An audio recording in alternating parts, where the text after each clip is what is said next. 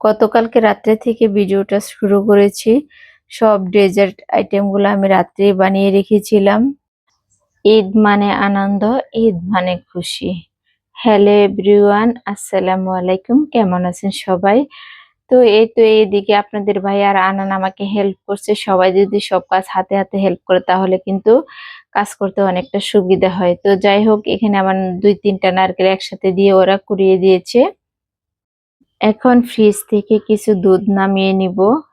আর এই দুধগুলো আম্মা গ্রাম থেকে পাঠিয়েছিল।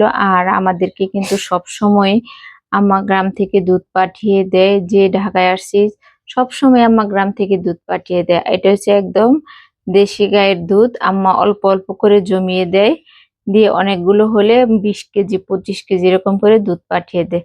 তো যাই হোক, এদিকে হচ্ছে আমার হেল্পিং হ্যান্ড হয়েছে, এই যে দেখেন পেঁয়াজ রসুন সবকিছু কুচিয়ে দিয়ে গেছে। আর দুধটা কিন্তু অনেক ভালো ছিল। এখানে আমি ৪ লিটার দুধ নিয়েছি। ৩ লিটার দিয়ে সেমাই রান্না করব আর ১ লিটার দিয়ে পুডিং বানাবো। আজকে যে সেমাইটা রান্না করব তার দুধের মধ্যে কিন্তু ১ ফোঁটা পানিও দেওয়া হয়নি। তো এখন পরিমাণ মতো আমি গরম মসলা দিয়েছি, এলাচি, দারচিনি, তেজপাতা দিয়ে একটু বেশি করে গুঁড়া দুধ দিয়েছি। গুঁড়া দুধ একটু দিলে তাহলে কিন্তু বেশি জাল করতে হয় না। দ্রুত দুধটা কিন্তু ঘন হয়ে যায়। তো পরিমাণ মতো আবার চিনিও দিয়েছি। আর এখানে এসে বনফুল সেমাইটা, বনফুল রাচ্চা সেমাইটা এখানে ব্যবহার করছি। প্রথমত এটা হলো আগে থেকে ঘিয়ে ভাজা থাকে, তো ঘিয়ে আবার একটু ভেজে নিয়েছিলাম ব্রেক ক্যামেরায়। তো যাই হোক, আর এই সেমাইটা আমার ফ্যামিলিতে সবাই অনেক পছন্দ করে। আর আমি সেমাইটা যেভাবে রান্না করি সেটাই আপনাদের সাথে শেয়ার করেছি। তো এখানে কিন্তু নারিকেল কুচিটা একটু বেশি দিয়েছি, কারণ আমার ফ্যামিলিতে সবাই নারকেল খেতে একটু বেশি পছন্দ করে ফাইনাল লুক সেমাইয়ের। তো যাই হোক, এদিকে আবার পুডিং বানাচ্ছি। তো পুডিং হচ্ছে ৪টা ডিম নিয়েছি। ৪টা ডিম আমি ভালো করে ফেটিয়ে নিয়েছি। অল্প পরিমাণে একটু লবণ দিয়েছি। লবণ দিলে কিন্তু ব্যালেন্সটা ঠিক থাকে মিষ্টি। তো যাই হোক, এই যে ক্যারামেল করে নিচ্ছি। ক্যারামেলটা কিন্তু পারফেক্ট হইতে হবে, না হলে কিন্তু একটু বেশি হলে কিন্তু তিতো হয়ে যাবে। তো যাই হোক, এখানে ১ লিটার দুধ আমি নিয়েছি ঘন করে জাল দিয়ে। আর ওইদিকে একটা কিন্তু আমি কেকও বানিয়েছিলাম। কেকের রেসিপিটা যদি দেখতে চান তাহলে কিন্তু কমেন্ট করতে হবে। আর পুডিং এর রেসিপিটা যদি দেখতে চান সেটাও কমেন্ট করলে আমি অন্য একটা ভিডিওতে দেখার চেষ্টা, মানে দেখিয়ে দেওয়ার চেষ্টা করব। সাথে কিছু পিঠা ভেজে নিব। আর পিঠা ভাজার আগে এটা হলো গুড়, আর গুড়টা আমি এভাবে জাল করে নিয়েছি। তো আর এটা হলো আমাদের নরসিংদী নকশি পিঠা। আর পিঠাগুলো ভাজার আগে যেভাবে তেলে ভেজে নিতে হয়, এভাবে তেলে ভেজে তারপরে যে দেখেন গায়ের রংটা একটু লালচা ভাব হলে এখন আমি গরম গুড়ের মধ্যে দিয়ে দিয়েছি। গরম গুড়ে দিলে দেখেন এভাবে সুন্দর একটা কালার আসে, আর দেখেন একদম টকবগে বলক আসে। কিছুক্ষণ রাখলে গুড়টা এই পিঠার ভিতরে ঢুকে।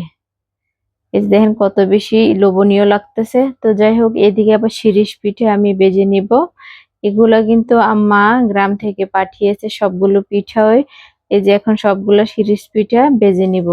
এখন রান্না বান্না করতে করতে রাত বাজে ১টা ৩০। তো আমার এদিকে রান্না বান্না শেষ করে একটা ঘুম দিলাম। ঘুম থেকে উঠে এটা হচ্ছে সকালের ভিডিওটা। আমার মতো কোন কোন আপুদের সকালে ঘুম থেকে উঠে এরকম একটা অবস্থা থাকে দেখছেন? এটা হলো আমার বেডরুমে খাট, আর এটা হচ্ছে আমার জামাই এভাবে মুড়াইয়া মুড়াইয়া ঘুমায়। ঘুমানোর পরে বিছনার এই অবস্থা থাকে। তো যাই হোক, এখন বিছানা মানে বেডশিটটা আমি চেঞ্জ করে নেব।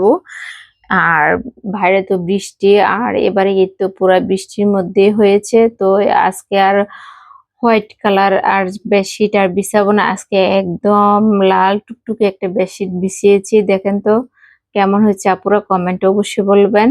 আর এটা হচ্ছে আলিফের রুম। আলিফের রুমেরও সেম একই অবস্থা। ওর রুমে যত ওর কাপড় চোপড় আছে যা পড়বে সব বিছানাতে রাখবে। তারপরে এই যে দেখেন ব্যাগ ট্যাগ সব এভাবে। আর এটা হচ্ছে ওর রুমের ফাইনাল লুক।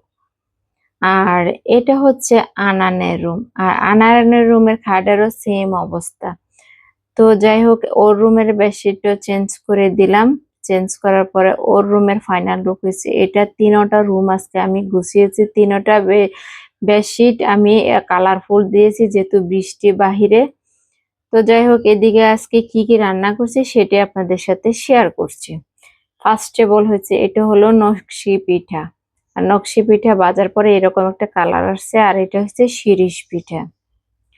আর এই যে কেকটা বানিয়েছিলাম পঞ্চ কেক, আর এই কেকটা কিন্তু খেতে অনেক মজা হয়। ওরা ক্রিম দিয়ে এতটা কেক খেতে পছন্দ করে না, নর্মাল খেতে পছন্দ করে। আর এটা হলো পুডিং এর উপর আমার একটা অত্যাচার হয়ে গেছে বলতে গেলে। এটা গরম গরম অবস্থায় তারা এটা কোলে ফেলছে। তো যাই হোক, কালারটা কিন্তু যেমন সুন্দর ছিল, খেতেও কিন্তু তেমন মজা হয়েছে।